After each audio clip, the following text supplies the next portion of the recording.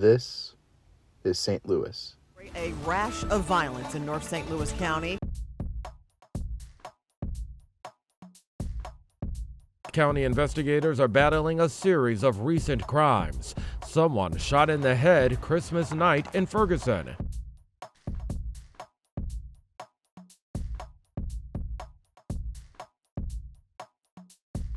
St. Louis police report at least 40 police calls along St. Louis's most scenic drive. Now the response is just block it off. 3 men shot, 1 killed outside a Florissant shopping center on Christmas Eve.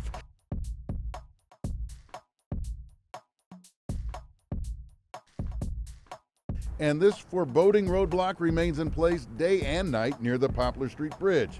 That scenic drive now just looks desolate and scary.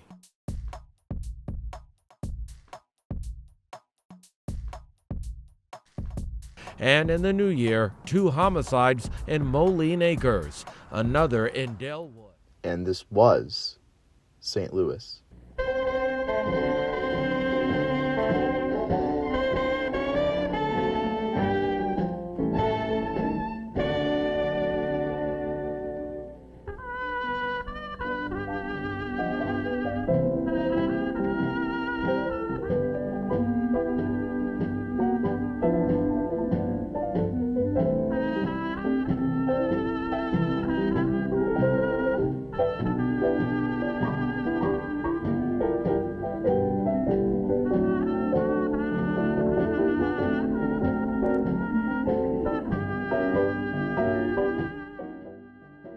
Most people don't know that St. Louis was once a world-class city. Up there with the likes of New York, Chicago, and the great cities of Europe. At the turn of the century, St. Louis was the gateway to the West, the 4th largest city in America, and the 28th largest in the world, outnumbering Cairo, Milan, Barcelona, and Shanghai. Settled in 1764 without any jurisdiction, it went under the control of the French from around 1800, before quickly being sold to the U.S. in 1803, as part of the Louisiana Purchase. The Lewis and Clark expedition of the western U.S. started and ended in St. Louis in 1804 and 1806. Missouri became a state in 1821, and significant waves of Irish and German immigrants settled in the city, with the waterfront the epicenter of the economy. St. Louis had built itself up to what ended up being its peak in 1904. In which St. Louis hosted the 3rd ever modern Olympic Games. Yes, really, St. Louis hosted an Olympic Games. And at the same time, St. Louis hosted the World's Fair. Just take a look.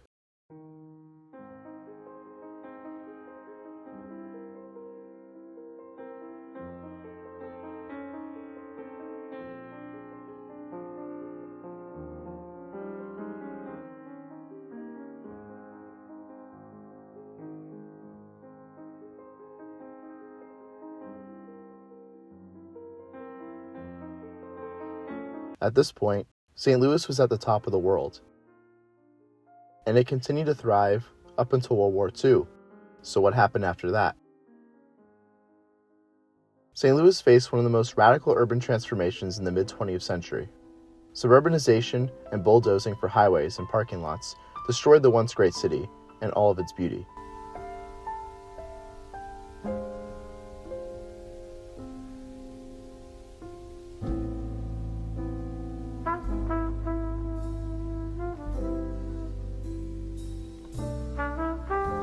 Its once vast streetcar network was gone.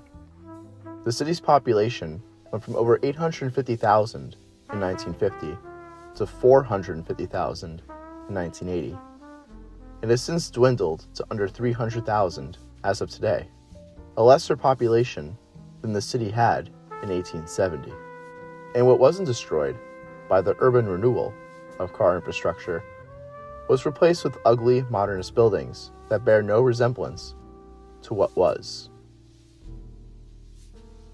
And perhaps what takes the cake are the social housing projects such as Pret Ego, alike to the Soviet communes and the socialized slums of Paris, became a slum itself, and has since been torn down, and with its horrific architecture and urban design, especially when directly juxtaposed to the older classical neighborhoods it lay next to.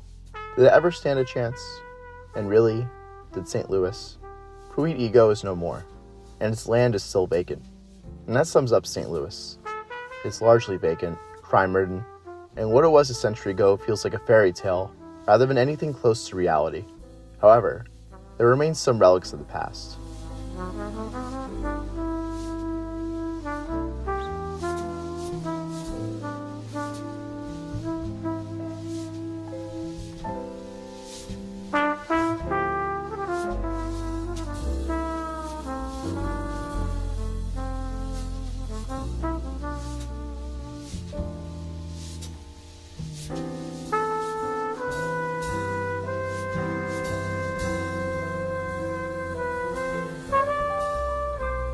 And here are some beautiful buildings and places that have now been lost.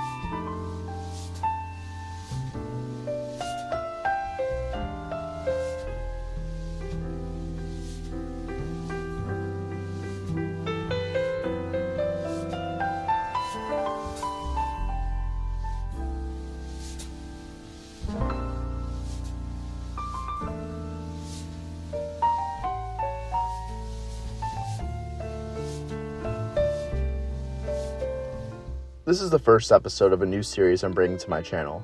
Most Americans don't realize the scale in which our greatest, most historical cities have fallen out of relevancy and have been destroyed by our mid-century urban renewal policies. We may not have been bombed during the World Wars, yet we hold on to so little of our heritage and are largely unaware of our past.